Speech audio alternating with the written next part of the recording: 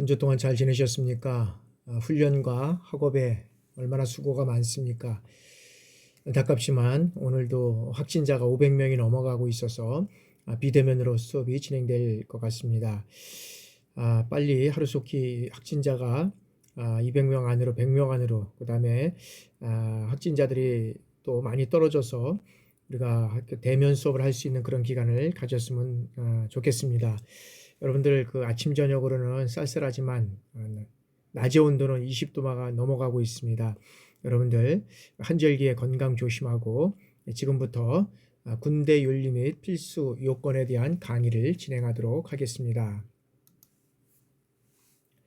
학습 진행 절차는 제2장 군대의 특성과 군대 윤리 중에서 직업군인에게 요구되는 군대 윤리 및 필수 요건이 되겠습니다. 자, 직업군인에게 요구되는 군대 윤리에 대하여 알아보겠습니다. 직업군인의 어떤 의미로서 최초의 직업군인은 14세기경에 이탈리아에서 출현한 어떤 용병대로 보는 설이 있고 또다시 18세기 이후로 보는 것이 있습니다. 그러나 현재는 18세기 이후로 보는 것이 아마 정설이라고 할 수 있습니다. 직업군인은 일반적으로 전문 군사 교육기관에서 일정한 교육을 받고 일정한 연령에 도달해서 퇴역할 때까지 군대에 복무하는 군인을 우리가 직업군이라고 말할 수 있습니다. 법률에 의해서는 일정 기간만 복무하는 의무병과와는 구분된다고 할 수 있습니다. 따라서 공직자로서 군인은 국가의 안전을 보장하고 국민의 생명과 재산을 보호하는 안보라는 어떤 공공재의 생산 주체임을 명심하고 항상 공복의 자세로서 청렴 결백의 원칙과 국민적 기준에서 사고하고 행동해야 한다는 의미를 내포하고 있다고 할 수 있습니다. 직업군인의 특성으로서 직업군인도 하나의 어떤 직업군인이지만 다른 직업인과 비교할 때 기본적으로 추구하는 가치 또한 어떤 임무의 특성과 목숨까지도 담보로 임무를 완수해야 한다는 강력한 책임성의 측면에서 커다란 차이를 보이는데 이러한 특성을 우리가 네 가지로 우리가 정리해 볼 수 있겠습니다. 자, 먼저 군인의 특성 네 가지는 우리 군은 본연의 임무인 어떤 국가안보, 이런 국가안보 및 국민의 어떤 생명과 재산을 어떤 보호하는 이러한 특징을 지니고 있다고 할 수 있습니다. 그래서 역사는 군이 이러한 본연의 임무 수행에 소홀할 때 자국민은 물론 세계의 어떤 시민에게도 커다란 불행을 안겨줄 수 있음을 우리는 보여줬다는 것을 우리가 명백히 확인할 수 있었습니다.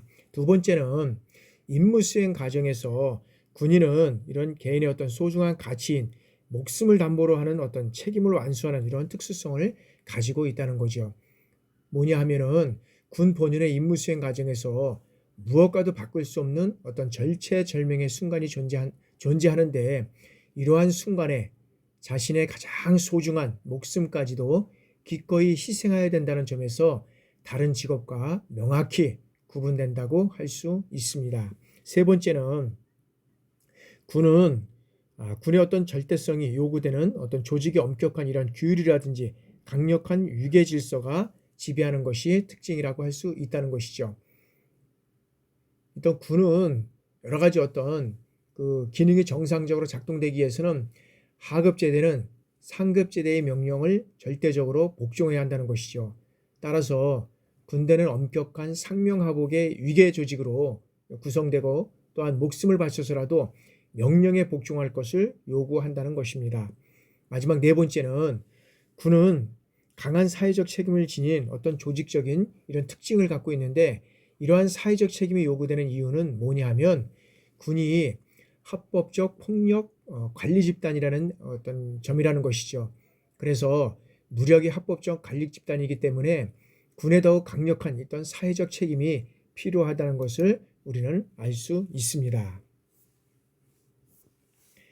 자, 그러면 직업군인에게 요구되는 군대 윤리 이걸 알아보면 자, 직업군인에게 군대 윤리의 요구는 윤리적 요소는 직장 윤리 의식과 별다른 차이는 없다고 할 수 있습니다. 그러나 육군에서 강조해온 5대 의식을 중점적으로 행동한다면 큰 무리는 없을 것이라고 생각이 됩니다. 우리가 직업군에게 요구하는 군대 윤리는 이렇게 5가지를 우리가 살펴보도록 하겠습니다. 자, 첫 번째는 자신이 부대의 주인이라는 어떤 성격으로 주도적으로 일하는 어떤 주인의식을 가지고 있어야 하고, 두 번째는 자신이 맡은 일의 어떤 업무에 대한, 임무에 대한 책임을 다하는 어떤 책임의식을 가지고 있어야 한다는 것이고, 그 다음에 부대에서 하는 임무라든지 이 업무에 적극적으로 동참하는 이런 어떤 참여의식, 이러한 것들을 또한 가지고 있어야 한다는 거죠. 그 다음에 나와 그 다음에 내 부대 어떤 이런 개선 발전할 수 있도록 문제점을 가지고 어떤 진단하고 확인하는 이러한 시각을 견지할 수 있는 문제의식을 가지고 있어야 한다는 것입니다. 마지막으로는 어떤 부여된 임무와 이런 도출된 문제에 대해서 반드시 해결하고자 하는 이런 업무 자세인데, 이 결에는 해결의식을 얘기하는 거라고 할 수 있습니다. 그래서 직업군인에게 요구되는 군대윤리 5대 의식은 주인의식, 책임의식, 참여의식, 문제의식, 해결의식, 이러한 것들이 우리가 필요하다고 할 수 있습니다. 그러면 참고적으로 부하들이 존경하는 상급자는 어떤 상급자라는 것을 우리가 한번 살펴보도록 하겠습니다. 여기에서는 9가지만 살펴보겠는데, 이 9가지 말고도 많은 것이 있겠지만 우리가 9가지만 한번 살펴보도록 하겠습니다. 자, 일을 잘 가르쳐주는 상급자를 우리가 부하들은 존경한다고 합니다. 그 다음에 명랑한 분위기를 조성하는 상급자, 또한 어려울 때 도와주는 상급자, 그 다음에 노력과 성과를 인정해주고 공평하게 평가해주는 상급자, 그 다음에 무리하게 억누르지 않고 이 책임을 지려는 상급자, 그 다음에 장래일을 생각해주고 신상을 걱정해주는 상급자, 그 다음에 지나치게 일에 간섭하지 않고 자연스럽게 맡겨주는 상급자, 그 다음에 흥미있게 일을 시키는 상급자, 그 다음에 방향과 방침을 명확하게 설명해주는 상급자, 이러한 상급자들이 어떤 부하들에게 존경을 받는 상급자라고 합니다. 그래서 여러분들 혹시 저도 마찬가지고 여러분들 한번 이 내용 중에서 내가 몇 가지는 정말 이러한 상급자를 가지고 어떤 그런 위치, 임무를 가지고 있는데 그렇지 않은 요소가 또 있다고 하면 여러분들 이 내용들을 한번 보시고 여러분들이 존경받는 상급자가 되기 위해서는 또 고쳐나가야 되지 않겠습니까? 또 변경해야 되지 않겠습니까? 이런 내용을 보고 내가 이러이러한 면은 좀 부족했었구나, 이러한 말은 보완해야겠다, 이러한 자세가 우리는 또한 필요하다고 할 수 있겠습니다. 자, 다음에는 이제 부하들이 또한 신뢰하지 않는 상급자가 있다고 합니다. 여기에서는 13가지가 이제 있는데 여기서 한번 이거 말고도 또 많이 있겠지만 한번 13가지를 알아보도록 하겠습니다. 자, 부하들이 신뢰하는 상급자 첫 번째는 사리사욕에 눈먼 사람. 요즘에 매스컴에서 우리가 LH 때문에 많은 또 문제가 발생이 되고 이로 인해서 또한 사회적인 문제가 되고 있습니다. 이건 뭐냐 하면 자기가 근무하고 있는 회사의 어떤 그런 정보를 이용해서 개인의 어떤 그런 사리사욕, 즉 이익을 추구했다는 거 아닙니까? 이것으로 인해서 많은 사람들이 분노하고 있는 거 아닙니까? 마찬가지입니다. 우리는 군인입니다. 그렇게 된다 그러면 군인이 군에서 취득한 정보를 가지고 내 사리사욕을 취득한다 그러면 이것은 또한 군뿐만 아니라 여기는 어떤 그 시민들한테 여러 가지 어떤 그런 많은 나름대로의 그런 어떤 갈등도 요기할 수도 있고 또 많은 문제점도 얘기할 수도 있다는 겁니다. 그래서 우리는 개인이 사리사욕을 추구하면 안 되겠다는 거죠. 이거는 부하들뿐만 아니라 많은 사람들이 또한 이런 문제에 있어서 화를 내고 있고 분을 내고 있고 참지 못하는 이런 상황이 되고 있다는 거죠. 자, 두 번째는 언행일치가 되지 못하는 사람은 또한 어떤 면에서 신뢰하지 못한다는 거죠. 제일 중요한 건 어떤 면에서는 언행일치, 내가 한 얘기는 반드시 지키고 못했을 때는 또한 부하들에게 미안하다, 이런 얘기를 할 수 있는 그런 부하 상급자가 또 우리가 존경받는 상급자가 아닌가 이렇게 생각이 됩니다. 자, 불신을 받는 사람, 그 다음에 예측력, 통찰력이 결여된 사람. 우리는 군부대의 어떤 지휘관은 예측력과 이런 어떤 통찰력, 또 사고나 어떤 군에 대해서도 훈련에 대해서도 이런 것들을 가지고 있어야 한다는 거죠. 그 다음에 의지가 약하고 변덕이 심한 사람, 그 다음에 책임을 회피하는 사람, 어려운 일을 회피하는 사람, 그 다음에 상벌이라든지 인사관계가 불공평한 사람, 그 다음에 부하의 고통을 이해하지 못하고 동정심이 없는 사람, 그 다음에 부하의 실상을 모르는 사람, 실패를 자주 하는 사람, 그 다음에 지시사항이 간명하지 못한 사람, 가족 통제를 못하는 사람, 이러한 사람들은 부하들로부터 신뢰를 받지 못하는 사람이라고 합니다. 여러분들이나 나나 한번 이런 13가지 내용 중에서 몇 가지가 또는 내가 보기에는 이런 점은 좀 부족하구나, 내가 이런 점은 좀 변경해야 되겠구나 싶은 내용들은 우리가 변경을 해서 또 조정을 하고, 그래서 부하들에게 신뢰받는 우리 모든 우리 부사관들이 되기를 우리가 빌겠습니다. 자, 다음에는 이제 육군의 5대 가치관에 대해서 알아보도록 하겠습니다. 자, 육군의 5대 가치는 육군의 모든 구성원들을 하나로 어떤 이런 결집시켜주는 어떤 공동의 신념 체계라고 우리가 할 수 있습니다. 따라서 육군의 5대 가치관은 충성, 용기, 책임, 존중, 창의, 이렇게 5가지를 우리가 얘기를 할 수 있습니다. 그렇다고 하면 육군의 5대 가치관의 어떤 실천은 어떤 것들을 우리가 실천해 가느냐라는 거죠. 그래서 여기에서는 5대 가치관의 어떤 실천의 중요성을 살펴보면, 직책별로 완벽한 임무 수행을 위한 전투원 어떤 공동의 기준 체계라고 우리가 할 수 있습니다. 그래서 여기에선 무엇을 위해 군복무를 하고, 그 다음에 어떤 군인이 되어야 하고, 어떤 행동을 해야 하는가에 대한 어떤 결정 지표이기 때문에 여기에서는 어떤 행동을 해야 하는지 이거에 대한 결정이기 때문에 중요하다고 할 수 있죠. 그래서 우리는 육군의 5대 가치 실현을 일단 하기 위해서 이런 신념화라든지 행동화하는 것이 중요하다고 우리가 할 수 있습니다. 자, 그러면 육군의 5대 가치 중에서 첫 번째 이제 충성입니다. 자, 먼저 충성이란 뭐냐는 거죠. 여기에는 진실한 마음으로 정성을 다하는 것으로서 여기는 부여된 임무는 어떠한 악조건 하에서도 여기는 완수해야 하고, 그 다음에 진정한 충성은 뭐냐 하면 자신은 물론 그 다음에 상관과 국가에 대해서 충성해야 한다는 것입니다.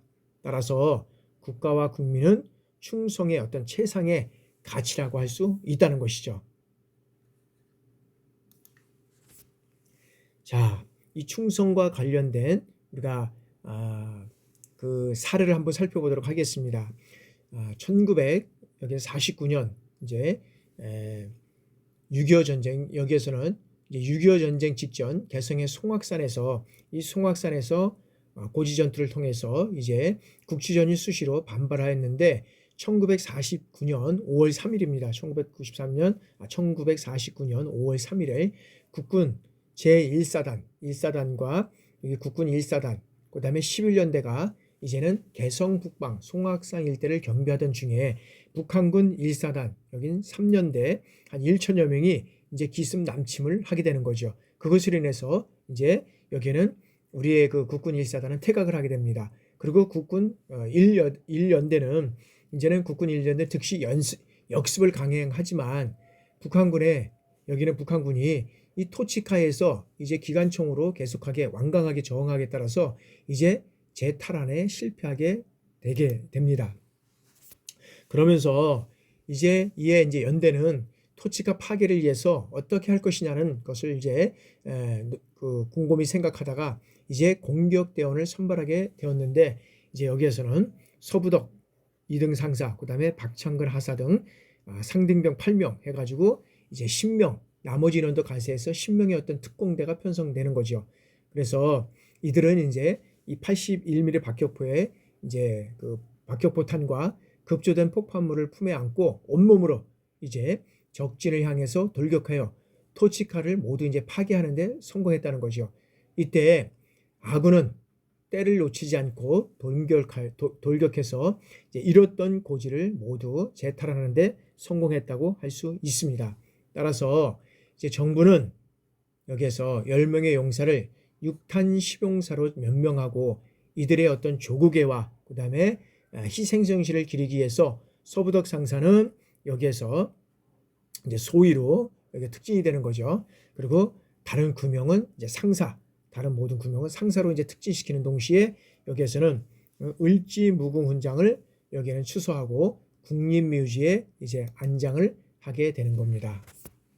자, 그래서 육군은 나라가 위기에 처했을 때 흔쾌히 목숨을 바친 6탄 심용사의 어떤 산신성인이라든지 희생전신을 기리기 위해서 2000년부터 육군 부사관에게 주어지는 최고의 영예의 어떤 상이라고 할 수 있는 육탄 시봉사 사상을 제정하고 매년 이제 5월 달에 육군 부사관학교에서 시상하고 있습니다.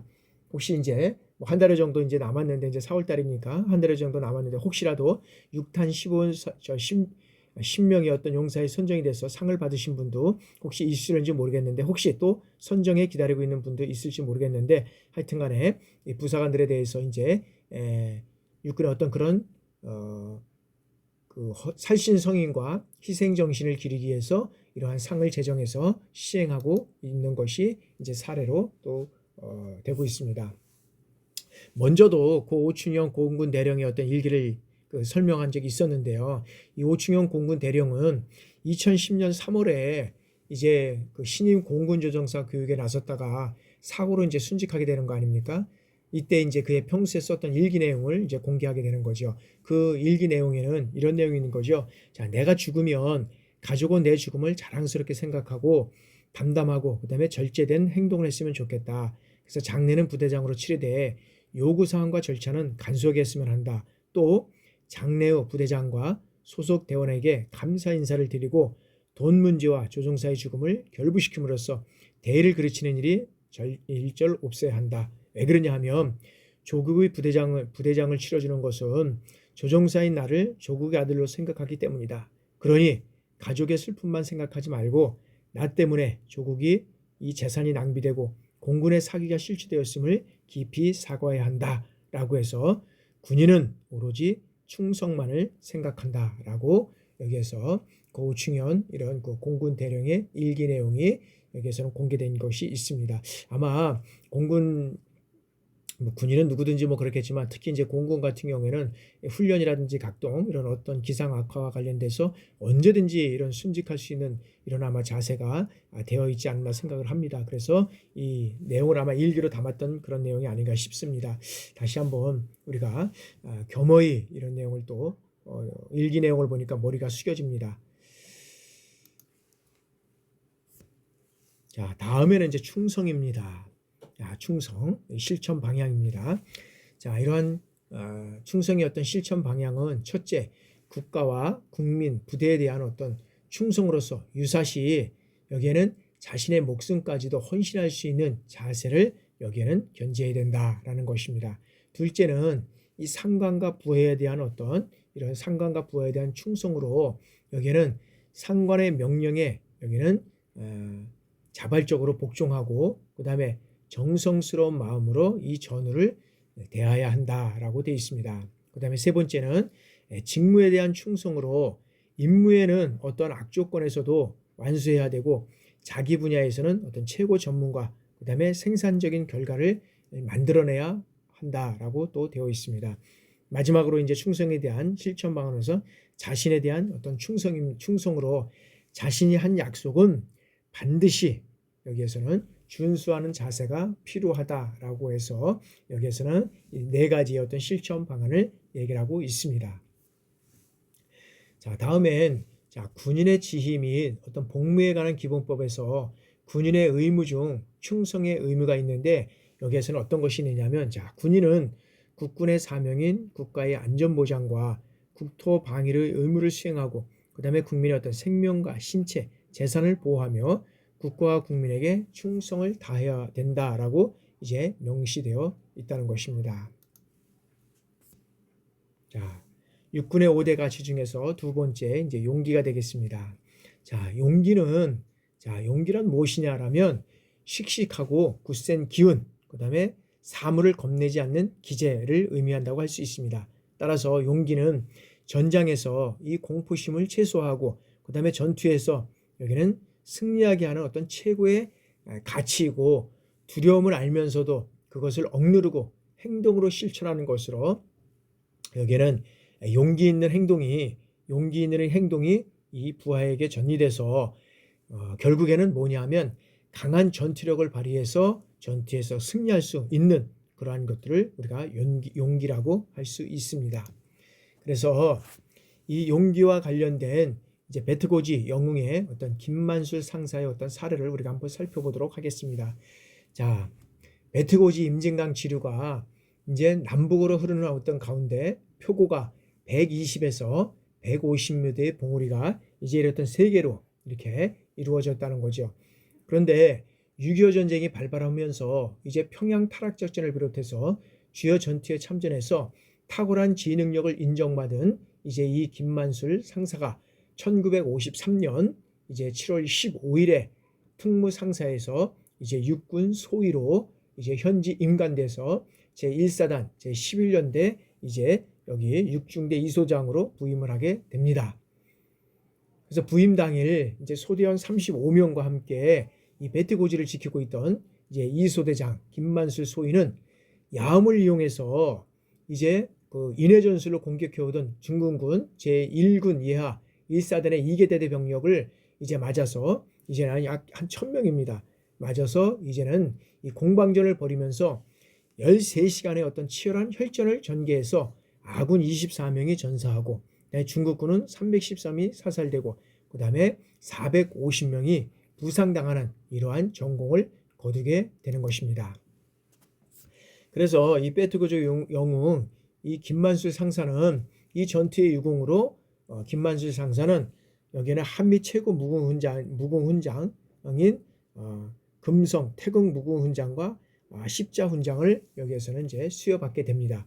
이후 김만술 상사는 대위까지 이제 진급하면서 전역을 했고 1991년 60세로 이제 세상을 떠나면서 사랑하는 부하들의 곁으로 이제 함께 묻히게 되게 된 것입니다.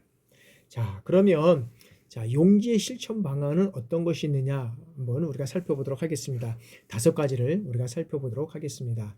자, 용기의 실천 방안으로서는 먼저 여기는 어렵고 힘든 임무나 고된 훈련에 자발적으로 이제는 도전을 하고 그 다음에 위험한 상황 하에서도 부하를 먼저 행동으로 실천하는 이런 어떤 실천적인 자세가 필요하고 그 다음에 강인한 체력 단련으로 두려움을 이기는 이런 정신력을 키우는 이런 자세가 또한 필요하다는 것입니다. 네 번째는 자기 잘못을 인정하고 바로잡으려는 이러한 자세를 가지고 마지막 5번째는 옳고 그름을 판단해서 행동하는 것을 실천해야 한다는 것입니다. 여기에 용기의 어떤 실천 방향이라고 할 수 있습니다. 자, 이제 육군의 5대 가치 중 이제 3번째 어떤 책임에 대해서 알아보도록 하겠습니다. 자, 책임이란 말은 맡은 바 어떤 역할과 임무를 완수하겠다는 이러한 마음가짐과 행위라고 얘기를 할 수 있습니다. 따라서 최악의 상황에서도 여기에는 포기하지 않고 그 다음에 사수하여 승리를 쟁취하는 것이 여기에서는 책임의식이라고 할 수 있습니다. 따라서 군인의 책무는 국가의 운명과 우리가 직결되기 때문에 자기의 책임을 다하기 위해서는 자신의 목숨까지도 여기에서는 헌신해야 한다는 것입니다. 따라서 개인의 임무와 여기에는 부대의 임무에 대해서 반드시 책임을 완수해야 하겠다는 이러한 것이 우리가 책임이라고 할 수 있습니다. 그러면 이 책임과 관련돼서 여러 가지 어떤 내용들이 많이 있겠지만 이순신 장군의 명령대첩에 대한 책임 있는 사례를 우리가 살펴보도록 하겠습니다. 자, 정유재란 당시 조선 수군이었던 우리 그 이순신 장군은 12척과 일본 수군 133척에 맞붙은 어떤 기적과 같은 전투에서 이제 선종 임금에게 어떤 내용이 쓰느냐 하면 자, 지금 신에게 아직 12척의 배가 남아 있으니 여기에는 죽고 힘을 다해 싸우면 이길 수 있다라고 이제 편지를 여기에는 선지임금에게 보내게 됩니다. 그러면서 자, 부하에게는 어떤 얘기를 하냐면 자, 두려워서 물러서는 부하들에게는 자, 싸우다 죽고 싶으냐 아니면 내가 군법을 죽고 싶으냐 라면서 책임을 독려함으로써 역사를 바꾼 여기는 기적과 같은 이러한 전쟁에서 승리를 거두게 된다는 그런 내용이 되겠습니다.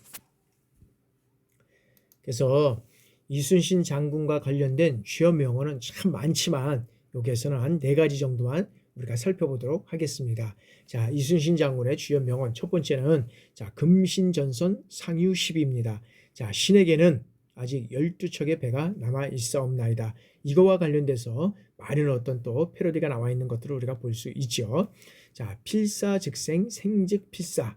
여기는 죽고자 하면 살 것이요 살고자 하면 죽을 것이다 라는 내용이죠. 그래서 우리가 어떤 일이 닥치면 정말 죽고자 각오하면 정말 죽지 않습니다. 살 수밖에 없습니다. 근데 살고자 모든 것들을 거짓말로 일관하게 된다 그러면 죽을 수밖에 없다는 거죠. 그래서 우리는 어떤 일이 발생되면 죽고자 하고 그 모든 것들을 내려놓고 우리가 진행된다 그러면 반드시 우리는 이길 수 있다는 것입니다. 다음에는 전방급 실물 언하사. 여기는 싸움이 한창 급하니 내가 죽었다는 것을 알리지 마라. 이순신 장군이 죽었다 그러면 부하들은 사기가 저하되고 왜군들은 사기가 올라가서 어떤 면에서 보면 패전할 수밖에 없는 그런 상황이 되지 않겠습니까? 그래서 이런 내용이 나왔고요. 그 다음에 일부 단경 족구 천부, 즉 한 명의 병사가 길목을 막으면 능히 1000명을 당적해낼 수가 있다라는 그런 내용을 가지고 여기에는 이순신 장군의 어떤 쥐어 명언을 얘기를 하고 있습니다. 자, 다음에는 이 책임에 관한 또 다른 사례로서 우리가 이 연평도 포격 당시 임준형 상병이었던 불탄 방탄모에 대해서 우리가 그 사례를 한번 살펴보도록 하겠습니다. 자, 당시 연평도 주둔 해병대는 북한군의 공격 13분 만에 이제 대응 사격을 이제 했다고 할 수 있습니다. 자, 북한군의 포격이 빗발치는 이제 가운데 임준혁 상병은 방탄모 외피가 불타는지도 모르고 적 진치에 대응 사격을 하였는데 이런 임준혁 상병은 이제 방탄모가 타들어가고 입술에 화상을 입은 상황에서도 적에게 응사해야 한다는 생각뿐이었다고 긴박한 당시의 상황을 이제 말하고 있습니다. 이와 같이 군인의 어떤 최악의 상황에서도 포기하지 않으며 죽음을 무릅쓰고 임무를 완수해야 하는 것, 이것이 군인의 어떤 면에서 보면 책임의식이라고 우리가 할 수 있습니다. 자, 그 후 해병대는 해병대 정신을 발휘한 임상병 방탄모를 감투 정신의 어떤 상징으로 이제 박물관에 이제 어떤 면에서는 그 전시하는 이런 전시를 하였고 임준혁 상병은 전역 후에 정말 요즘 같아서 취업하기 힘든 그런 상황이었었는데 한국 수력 원자력 발전소에 특별 채용이 되어서 이제 근무를 하고 있다는 것입니다. 자, 그러면 이 책임에 대한 실천 방안은 어떤 것이 있느냐 한번 살펴보도록 하겠습니다. 여기는 6가지 실천 방안을 살펴보도록 하겠습니다. 자, 먼저 간부로서 부여된 책임은 명확히 인식해야 한다는 것이고요. 두 번째는 이 직책에 상응한 전문 지식과 지도 능력을 구비해야 한다는 것입니다. 또 세 번째는 이 나의 책임 완수가 부대 승패를 좌우한다는 이러한 생각을 우리가 가져야 하고, 그 다음에 네 번째는 내 생명을 바쳐서 책임을 완수하겠다는 이러한 의식을 가져야 하는 것이고, 또한 다섯 번째는 부대원의 어떤 잘못을 방관하지 말고 열정으로 바로잡아야 한다는 것입니다. 마지막으로 결과에 대한 어떤 도덕적이고 법률적 불이익을 감수하겠다는 이러한 생각을 적극적으로 실천해야만 한다는 것입니다. 자, 육군의 5대 가치 중에서 이제 네 번째 존중입니다. 이 존중이란 무엇이냐라는 거죠. 모든 사람의 어떤 인격적 존엄성과 그 존재 가치를 인정해주고 배려하는 것을 말한다고 우리가 할 수 있습니다. 따라서 어떤 자신의 가치와 상대방의 가치를 항상 어떻게 돼요? 동등하게 여기는 우리가 자세를 여기는 필요하다라고 할 수 있습니다. 왜냐하면 이 자아 존중감 향상은 결국 어떤 면에 있느냐면 결국 전투력 향상으로 이어질 수 있다는 것입니다. 따라서 이 평시 존중과 이러한 배려를 통해서 조직 구성원들의 모두가 화합 단결해서 유사시에 이 생사를 같이 하는 전우애가 발휘될 수 있기 때문에 여기에서는 여기 존중과 이 배려 이런 것들이 상당히 중요하다 할 수 있습니다. 자, 다음에는 이 부하에 대한 지휘관의 어떤 이 정성된 어떤 그런 존중의 사례를 우리가 살펴보도록 하겠습니다. 자, 한 부대의 상급 지휘관이 이제 전입은 부하에 대한 어떤 그러한 사례를 우리가 한번 살펴보도록 하겠습니다. 자, 부모님을 일찍 여의고 의지할 친척이 없던 나는 허드는 일을 하며 하루하루 살게 되었으며 군 입대 전 갑자기 임신 소식을 알린 여자친구는 집에서 쫓겨나고 미혼모 보호시설에서 이제 생활하게 되었다는 것입니다. 이와 같은 처지에 있는 나를 대대장은 아버지 같은 마음으로 관심과 정성, 미래를 위해 검정고시와 부사관 시험을 제안하였고 전후 임용을 전담교사로 이제 쪽집게, 지금 얘기하면 이제 쪽집게 수업이죠. 이게 쪽집게 수업을 지원해 주었다는 것입니다. 그 후 대대장 주례와 대대원의 축복 속에 결혼식을 올리게 되었고 검정고시와 부사관 시험에까지 합격할 수 있었다는 것입니다.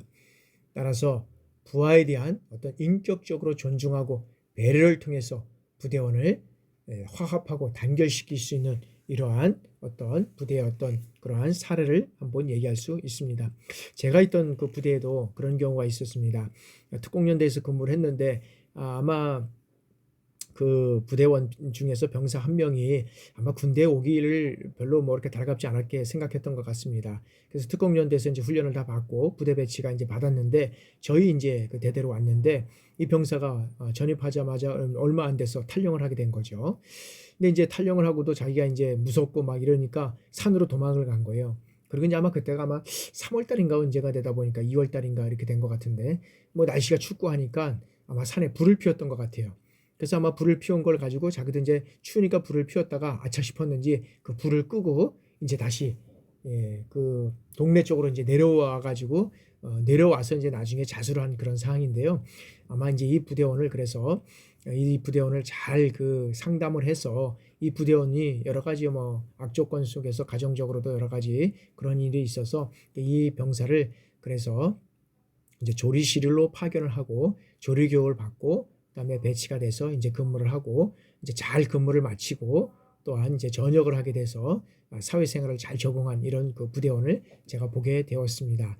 그런 측면에서 보면 부대원이 그럴 경우에는 참 그 관심과 또한 그런 어떤 상담을 통해서 그 부대원이 모든 것들을 다 해줄 수는 없겠지만 그 부대원과 적극적인 상담을 통해서 적극적으로 배려해주고 그를 동안 그런 교육을 통해서 그가 할 수 있는 여건들을 조성해 주니까 그가 탈영하지 않고 또 사회의 한 일원으로서 건강하게 사회생활을 하고 또 결혼하는 그런 친구의 모습을 우리가 볼 수 있었습니다. 혹시라도 부대에서 어려운 친구들을 잘 관심 갖고 잘 보살펴줘서 어떤 면에서는 사회의 그 일원으로서의 잘 또 그런 역할들을 해나갈 수 있는 그런 것들이 우리 부대에서 할 역할이 아닌가 또 싶습니다. 자, 이제 육군의 5대 가치 중에서 이제 또한 이 존중에 대한 실천 방향을 우리가 보겠습니다. 4가지의 어떤 실천 방향을 한번 살펴보도록 하겠습니다. 자, 먼저 나와 부하들의 어떤 차이를 어떤 인정하는 것이 이제 필요한데 왜 그러냐면 우리 모두는 이러한 자라온 환경과 경험, 학력, 종교, 어떤 생각과 가치관 이런 것들이 다르다는 것을 우리가 알아야 한다는 것이죠. 그래서 다르다는 것이지 여긴 틀리다는 것은 아니다는 거죠. 그래서 나와 부하들의 어떤 차이를 인정하고 그 차이를 좁혀가면 되는 겁니다. 그죠? 그리고 두 번째는 자, 내가 아닌 부하의 입장에서 이해하고 배려하는 이러한 마음 자세가 필요하고 세 번째는 자, 부하들에게 칭찬과 격려를 자주 함으로 인해서 부하의 자존감을 높여줘서 자발적으로 임무 수행을 이끌어내기 위한 것 이거 정말 상당히 중요한 것 같습니다. 여기에는 우리 부하들뿐만 아니라 우리 자녀들도 자존감을 자꾸 심어줘야 됩니다. 여러 가지 어떤 이런 부모들이 있잖아요. 다 정말 100점을 받아왔는데 예를 들어서 수학 점수가 좀 낮게 한 90점을 받아왔다고 합시다. 다른 건 다 100점 받았는데 그래 그 수학 하나 그것 때문에 너는 예를 들어서 1등급 할 수 있겠니? 너는 뭐 좋은 대학 갈 수 있겠니? 이러면 얘는 자존감이 낮아진다는 거죠. 다른 거 잘했는데 수학 점수가 90점이 맞았구나. 그래 조금만 노력하면 더 좋은 점수를 맞았겠구나. 그래 잘했다. 칭찬을 해줘야지 이 학생이 자발적으로 공부를 하는 거지. 그거 가지고 되겠니? 뭐 이렇게 해가지고 핀잔을 주면 더 안 한다는 거죠. 자존감이 낮아진다는 거죠. 여기에는 우리의 가족의 자녀뿐만 아니라 부대원들에게도 자존감을 심어줄 수 있는 우리 어떤 상급자가 되기를 우리가 그런 그 상급자를 통해서 우리 부하들이 자존감이 높여진다는 것을 다시 한번 우리가 깨달았으면 좋겠습니다. 또 네 번째는 이제 부하를 인격적으로 동등하게 인정하고 대우하는 이러한 것을 우리가 또한 실천하는 그러한 노력이 필요하다는 것입니다. 그래서 동일한 인격체 여기를 우리가 동일하게 대우해주고 인정해주는 것 이런 것들이 상당히 우리가 필요하다는 것이죠. 그래서 군인의 어떤 지휘 및 복무에 대한 기본법에 이제는 사적 제재 및 직권 남용이 이제 금지되어 있는데 여기에서는 군기부법 26조에 보니까 자, 군인은 어떠한 경우에도 구타라든지 폭언, 가혹행위, 어떤 집단 따돌림, 어떤 사적 제재 이런 걸 하거나 또한 직권 남용을 해서는 안 된다라고 하고 있습니다. 그래서 어떤 면에서 보면 이 직권 남용에 대한 지혜는 아주 상당히 크다고 할 수 있습니다. 그래서 우리는 이 직권 남용을 우리가 어떤 면에서 보면 이 큰 것이 어떤 직권 남용이 아닌 것이 아니라 어떤 세세한 것에 우리가 직권 남용으로 결부될 수 있는 이러한 요소들이 많이 있다는 것을 우리가 다시 한번 되돌아봤으면 좋겠다는 것입니다. 자, 육군의 5대 가치 중에서 이제 마지막으로 이제 창의입니다. 이 창의. 자, 창의란 뭐냐? 고정관념 속에서 이제 탈피해서 새로운 어떤 생각이나 이러한 그 착상으로 문제점을 찾아서 이제 해결하라고 하는 어떤 사고력을 의미한다는 것이죠. 그래서 불확실한 어떤 전투 현장에서 이 창의성을 발휘한다는 것은 곧 뭐냐? 이 전승을 보장할 수 있다는 것입니다. 그래서 여기는 이제 그 창의는 어떤 새로운 의견과 또한 사고를 창조하는 이 정신이라고 할 수 있고 상황에 따라서 적절한 대응 방법을 찾고 또한 적용해서 문제를 해결하는 이런 능력을 우리가 발휘했을 때 우리가 가치, 즉 창의력이 우리가 존재될 수 있고 이것이 또한 가치가 높여질 수 있다라고 우리가 할 수 있습니다. 자, 창의와 관련된 병영의 달인 우리 김정진 상사의 어떤 사례를 한번 살펴보도록 하겠습니다. 자, 이 김정진 상사는 일방공여단의 이제 이 상사는 사실 어떤 면에서 보면 전역을 했다 다시 이제 다시 이제 재입대한 그런 이제 상사입니다. 사실 어떤 면에서 보면 전역 후 이제 재입대했던 상사인데 2011년에 동아일보에 이제 제1회 여기에서는 그 재복상 시상식에서 특별상을 수상했는데 이 김 상사는 8건의 발명과 그다음에 여기는 그 특허 등록 120억 건, 그다음에 각종 제안 그 어떤 정책 제안을 25건 이런 것들이 이제 채택된 그런 내용이 되겠습니다. 그래서 이 김 상사는 이제 전역 후 다시 재입대해서 무기 체계의 어떤 생산에서 폐기까지 전 수명 주기를 관리하는 이런 통합 정비 관리 시스템을 개발해서 이제 개인이 아닌 국방부 명예 특허 1호로 등록을 해서 군의 어떤 소중한 자산이 되는데 자신의 창의력을 적극적으로 이제 발휘한 그런 내용이 되겠습니다. 이제 김정진 상사 말고 또 다른 우리가 2명의 이런 3명의 우리가 그 군 간부를 소개하도록 하겠습니다. 자, 이제 뭐 작년 이제 1월 달서부터 2월 달서부터 우리가 이제 코로나가 이제 본격적으로 진행이 되잖아. 3월 이후부터. 그러면서 이제 이 관련과 대응해서 국군의 의무사령부 소속인 군의 간의 호중령 대위는 사용자가 이제 증상을 입력하면 중앙방역대책본부 지침에 기반해서 환자의 어떤 그 증증들을 분류해주는 코로나19 체크업 이 웹을 개발하게 되었다는 거죠. 그리고 국방의학연구소에 근무하고 있는 장혜봉 소령은 한 번의 검사로 4명의 어떤 결과를 확인하는 방법으로 효율을 끌려오른 혼합 검체라는 이러한 분석 방법을 창의적으로 제안함으로써 이제 국가적 위기 상황에서 이제 본인이 맡은 위치에서 이런 어떤 창의력을 발휘해서 이런 어떤 국가적 위기상을 크게 발휘할 수 있는 그런 내용이 되겠습니다. 자, 다음에는 이제 여기에서는 이제 그 창의와 관련된 실천 방안에 대해서 우리가 5가지를 우리가 살펴보도록 하겠습니다. 자, 먼저 창의와 관련된 실천 방향으로는 자, 전문 지식을 기반으로 이거는 응용하거나 새롭게 이제 결합하는 것이고, 2번째는 자신의 일을 즐기고 그다음에 열린 생각으로 부하의 의견을 경청하는 이런 어떤 실천 방법이 필요하고, 3번째는 이러한 실패를 두려워하지 않고 도전 정신을 예를 들어서 이게 계속적으로 갖게 본인뿐만 아니라 부하들에게도 이런 것들을 갖기를 계속적으로 또 지도하고 관리하고 또한 이러한 것들을 할 수 있는 여건을 보장해 주는 거고요. 그 다음에 문제의식을 갖고 독창적으로 새로운 방법을 여기에서는 이제 찾게 이렇게 되는 거죠. 그 다음에 과거의 간행과 고정관념을 탈피하기 위해서 이제 시시각각으로 변화하고 모든 것이 불확실한 어떤 전투 현장에서 이런 창의성 발휘는 전승을 보장하는 어떤 기초가 된다는 것을 우리가 명심하고 꼭 실천해야 된다는 거죠. 그래서 이제는 모든 것들이 시시각각으로 변해가고 있습니다. 이제는 우리가 과거로 돌아갈 수 없다는 얘기를 많이 합니다. 그러기 위해서는 과거에 어떤 고정적으로 이루어졌던 이런 것들도 중요하지만 이전 고정적인 그런 관념의 틀을 벗어나서 이제는 창의적이고 융합적인 이러한 사고와 틀이 상당히 중요하다고 할 수 있습니다. 그래서 여기에는 사회의 어떤 전문적인 분야뿐만 아니라 군에서도 이러한 요소가 상당히 필요하고 또한 상황이 즉각적으로 변화되는 이러한 전투 상황에서는 더욱더 어떤 창의적이고 융합적인 이러한 어떤 요소들이 더욱 필요하다라고 생각이 됩니다. 자, 그러면 군인의 어떤 지휘 및 복무에 관한 기본법, 이런 성실의 의무가 있는데 이러한 성실의 의무는 자, 기본법 제21조에 이렇게 명시되고 있습니다. 자, 군인은 직무 수행에 따르는 위험과 책임을 회피하지 아니하고 성실하게 그 직무를 수행해야 된다라고 이렇게 명시하고 있다는 것이죠.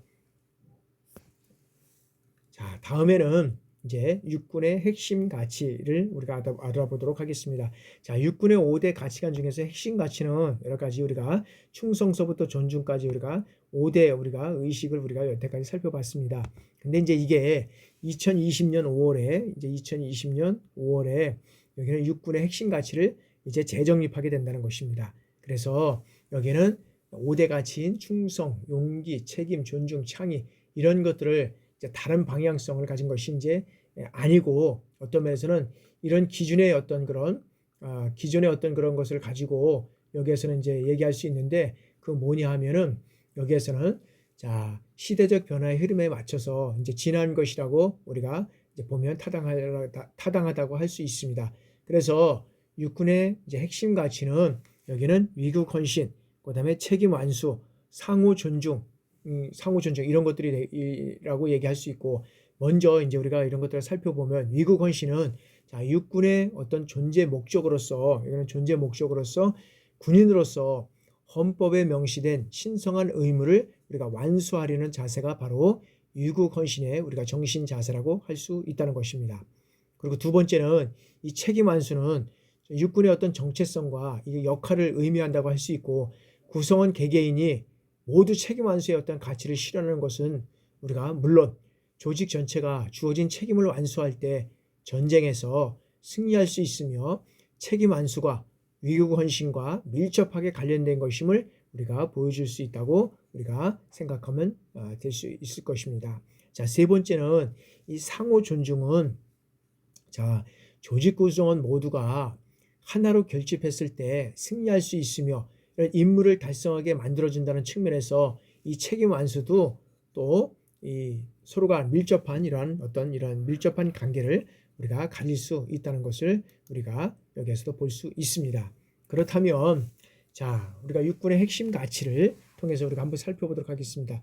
자 육군은 2018년 여기에서 올바르고 헌신하는 올바르고 어떤 유능한 헌신하고 올바르고 유능하고 그다음에 헌신하는 이런 전사를 여기에는 육군의 어떤 인재상이자 여기에는 어떤 리더가 갖춰야 할 자질로서 우리가 제시했다는 것입니다. 그래서 이 세 가지 자질은 육군의 어떤 3대 여기에서는 우리가 가치를 어떤 핵심 가치와 밀접한 관련을 지니고 있다고 말씀을 할 수 있습니다. 따라서 첫 번째는 여기에는 헌신하는 리더는 개인의 어떤 안위보다도 국가와 국민 그다음에 부대를 위해서 희생과 봉사의 자세로서 임해야 한다는 측면에서 위국 헌신의 어떤 가치와 어떤 관련이 있고 두 번째는 여기는 유능한 이러한 리더는 군인으로서 전문적인 지식과 상황 변화에 유연하게 대처하는 판단력으로 여기는 주어진 임무를 완수함을 뜻하기에 책임 완수의 어떤 가치와 우리가 연계될 수 있다는 것이고요. 그 다음에 이제 셋째는 이 올바른 리더는 자, 민주 시민이자 군인으로서 옳고 그름을 판단할 수 있고 그 다음에 이심전심으로 주변 전우를 배려한다는 의미로 여기는 상호 존중과 어떤 연계성이 있다고 할 수 있겠습니다. 그래서 이뿐만 아니라 국가와 어떤 국민에 대한 이런 어떤 충성, 위국 헌신, 그 다음에 자유민주주의 수호 및 어떤 지상전의 승리, 책임 완수, 그 다음에 법규를 준수하고 전우회를 어떤 단결시키는 상호 존중, 이러한 것들이 매일 아침 저녁 육군 장병들에게 제창되는 우리가 육군 복무 신조 속에서도 3대 이런 핵심 가치가 우리가 찾아볼 수 있다는 것이죠. 그래서 우리가 그 내용을 우리가 뭐 다 살펴볼 수는 없지만 여러분들이 계속적으로 해서 아마 그 육군의 복무 신조를 우리가 육군의 복무 신조를 아마 기억하고 또 매일 아침에 아마 또 외우고 있을 줄 압니다. 자, 다음에는 참고로 이제 외국군의 핵심 가치에 대해 알아보도록 하겠습니다. 자, 첫 번째는 미국의 핵심 가치를 우리가 한번 알아보도록 하겠는데, 미국의 핵심 가치는 어떤 것들이 있느냐? 여기는 이제 7가지가 있는데, 이 내용을 살펴보면 우리의 어떤 그 5가지, 그다음에 어떤 3가지 어떤 그런 것과 배반 틀린 게 없다는 거죠. 거의 상호 대등한 이런 어떤 것들을 가지고 있다는 거죠. 그래서 충성심이라든지 의무, 존중, 여기는 사심 없는 복무, 명예, 정직, 개인적 용기, 이런 것들이 이제는 미국의 육군의 어떤 핵심 가치를 우리가 가지고 있다는 것을 우리가 이제 볼 수 있다는 거죠. 자, 다음에는 우리가 이제 영국군의 영국군의 어떤 핵심 가치를 보도록 하겠습니다. 자, 영국군의 핵심 가치도 보면 여기에서도 보면 이제 6가지를 얘기하고 있는데, 사심 없는 헌신, 그다음에 용기, 훈련, 정직, 충성, 타인에게 대한 존중, 이런 것들을 가지고 있다는 거죠. 그래서 이 내용도 실질적으로 보면 어떤 우리의 어떤 그런 핵심 가치, 5대 핵심 가치와 별반 다른 것이 없는 이러한 내용들을 우리가 살펴볼 수 있다는 것이죠. 자, 다음에는 이제 이스라엘군의 어떤 가치관입니다. 이스라엘군의 어떤 가치관은 여기는 10가지를 얘기를 하고 있습니다. 그래서 여기는 인간의 생명, 그 다음에 무기 사용의 투명성, 본보기, 그 다음에 책임감, 전우회, 전문성, 규율, 소명의식, 신뢰, 임무에 어떤 전념하고 승리를 추구하는 이러한 어떤 핵심적인 가치를 우리가 가지고 있다고 할 수 있습니다. 그래서 여기도 이스라엘도 보면 전문성을 또 이렇게 또 가지고 있는 그런 것들을 우리가 볼 수 있습니다. 자, 다음에는 우리가 이제 육군의 5대 가치 이제 명언입니다. 자, 우리가 충성, 육군의 5대 가치는 우리가 충성, 우리가 용기, 책임, 존중, 창의 이렇게 5가지가 있다고 이제 말씀을 했잖아요. 그러면 육군의 5대 가치 명언은 어떤 것이 있느냐 한번 우리가 쭉 해서 한번 살펴보도록 하겠습니다. 자, 충성은 국가가 당신을 위해 무엇을 할 수 있는지 묻지 말고 당신이 국가를 위해 무엇을 할 수 있는지 물어보라 라고 해서 존 F 케네디가 이제 충성에 대한 명언을 남겼다는 것이죠. 자, 다음에는 충이란 제기할 수 있는 바를 다하는 것을 이름이요, 또한 성이란 힘을 다해 일한다는 뜻이다 라고 이제 우리가 조지훈 씨가 얘기했다는 것이고, 또 우리가 이제 잘 아는 맥어더 장군의 어떤 그런 충성에 대한 그런 그 명언을 보면, 노병은 죽지 않는다, 다만 사라질 뿐이다 라고 해서 노병에 대한 어떤 그런 경력, 경험 이런 것들을 중요하게 또 다른 것들을 우리가 볼 수 있습니다. 자, 다음에는 우리가 이제 용기에 대한 어떤 명언을 한번 살펴보도록 하겠습니다.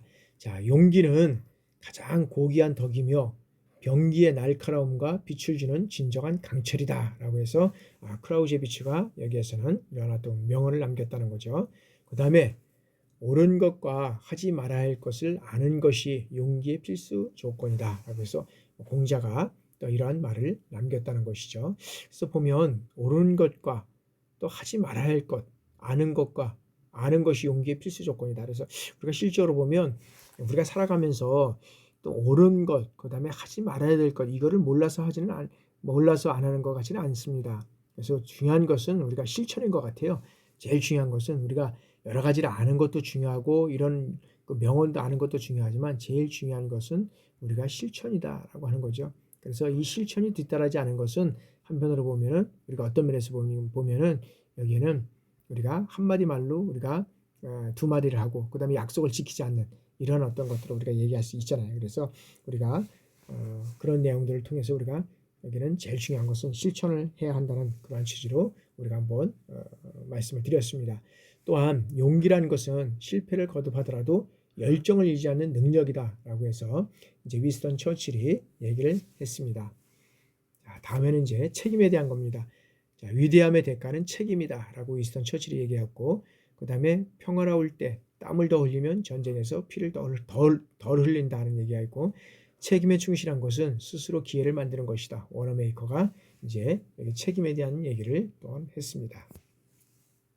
그다음에 존중은 존중에 대한 것은 내 이웃을 내 몸과 같이 사랑하는 어떤 성경의 말씀을 하고 있죠. 이거 말고도 뭐 많은 얘기들이 있는데 실질적으로 보면 내 몸이 중요하듯이 어떤 면에서 보면 이웃과 또 우리의 어떤 그 주변에 있는 사람이 참 중요하다는 거죠. 그를 사랑하는 것 같이 내 몸과 같이 사랑하라고 하는 얘기하는 거고요. 그다음에 친절히 하라. 만나는 모든 이들이 힘든 전투에서 투쟁하고 있으므로 이제 플라톤이 얘기를 한 것이고, 자, 도와달라는 말을 듣고 도와주는 것도 옳은 일이다. 그렇지만 이 도움을 청하기 전에 도와주는 것이 더 좋은 일이다라는 칼릴 지브란이 여기에는 존중에 대한 이런 얘기를 명언을 남겼다는 것이죠. 다음에 창의와 관련된 것입니다. 자, 꿈꿀 수 있다면 실현도 가능하다. 월트 디즈니. 그래서 월트 디즈니는 꿈을 통해서 어떤 디즈니랜드를 이뤄간 거 아닙니까? 그래서 우리가 사실 이런 얘기도 있어요. 자, 꿈꾸는데 돈이 필요하냐? 돈 필요하지 않습니다. 그럼 우리가 꿈은 상상력을 발휘해서 엄청난 꿈을 꿀 수 있습니다. 그러니까 보면 우리가 어렸을 때 그런 얘기 있잖아요. 어렸을 때 봤던 그 만화라든지 상상력이 현실에서 이루어져 가고 있다는 것을 우리가 보면 정말로 어릴 때 상상의 어떤 그런 상상의 나라를 펴야 되겠구나라는 것들을 우리가 생각해 봅니다. 그래서 어렸을 때 만화로, 그 다음에 어떤 면에서 무협지에서 이루어졌던 이런 것들을 우리가 지금 보면 이루어져 가는 것이 아닐까 하는 생각을 듭니다. 그래서 우리가 그래서 뭐 이 예가 맞는지는 모르겠지만 돌아가신 고 이건희 회장은 집에 영화관처럼 이렇게 설치해서 몇 개의 어떤 그런 그 영상을 봤다는 거죠. 그러면서 이제 변화되는 이러한 어떤 그 사회의 변화에 따라서 앞으로 어떻게 그런 먹거리라든지 것들을 이뤄갈 것인가라는 것을 우리가 이제 생각을 했다는 거죠. 그래서 참 어떤 그 세계를 변화시키러 이끌어가는 사람들은 참 다른 모습이 있구나라는 것을 우리가 보게 됩니다. 그래서 우리도 그냥 우리가 일을 하면서도 막 과거에 이루어졌던 일을 그냥 그대로 답습하는 것이 아니라 과거에 이루어졌던 일을 왜 이렇게만 진행될 수밖에 없지? 이렇게 변경하면 안 될까? 이렇게 하면 안 될까? 이런 늘 어떤 문제의식을 가지고 상상력을 동원해서 우리가 진행한다면 우리가 여러 가지 어떤 그런 꿈꾸는 것들뿐만 아니라 우리가 현실 속에서도 이루어져 갈 수 있다는 것을 우리가 생각할 수 있게 되지 않을까 생각을 해봅니다. 또한 전쟁의 승패는 군사의 수가 아니라 전장 환경을 극복하려는 군인의 어떤 마음가짐에 있다라고 있습니다. 아이젠하워가 실제 보면 이 전쟁에서 투입했던 상황은 어떤 면에서 보면 모든 것들은 마음에서 이루어지는 것 같습니다. 우리가 적을 보고도 실적으로 보면 졌다, 패배할 수밖에 없다면 질 수밖에 없습니다. 그러나 적을 보고도 저런 군사 정도면 우리는 이길 수 있다, 이런 마음가짐이 중요하다는 것이죠. 그래서 전쟁 환경에서 우리가 이런 것들을 극복하려는 것은 늘 마음가짐, 그래서 자기 마음을 어떻게 합니까? 늘 리마인드 시켜서, 그래서 어떤 일이 일어나기 전에 내 마음속에서 마인드 컨트롤을 해나가는 거죠. 그래서 우리가 시범을 보인다든지 어떤 브리핑을 한다든지 뭘 하면 항상 내 마음에 어떤 그런 리마인드를 통해서 이런 것들 이렇게 하고 저런 거 대처해 나가겠다, 이런 것들이 상당히 중요하다는 것이죠. 그죠? 그런 것들을 우리가 또 지휘관이고 또한 지휘자이기 때문에 그런 것들이 필요하다라고 생각을 합니다. 자, 이제 마지막으로 안다는 것은 전혀 중요하지 않다는 거죠. 상상하는 것이 가장 중요하다라고 이제 아나톨 프랑스가 얘기했다는 것이죠.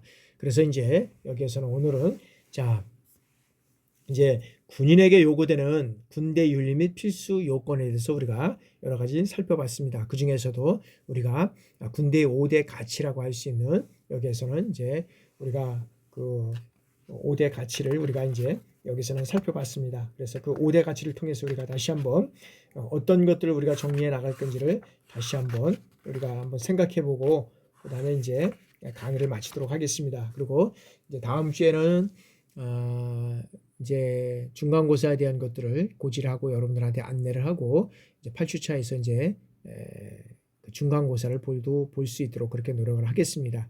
여러분들 하여튼간에 아침 저녁으로 이렇게 쌀쌀하고 낮에는 덥습니다. 이럴 때일수록 우리가 건강 관리 잘 하시고 여러분들뿐만 아니라 여러분들의 건강이 부하들의 건강이고 국가의 어떤 건강을 한 것임을 다시 한번 깨닫고 여러분들 건강 관리에 잘 해주시기를 바랍니다. 그러면 이제 모든 그 수업은 끝나고 이제 다음 시간에 또 진행하도록 하겠습니다. 이번 한 주간도 모두들 건강하시고 잘 지내시기를 바랍니다. 강의 듣느라고 수고 많았습니다. 감사합니다.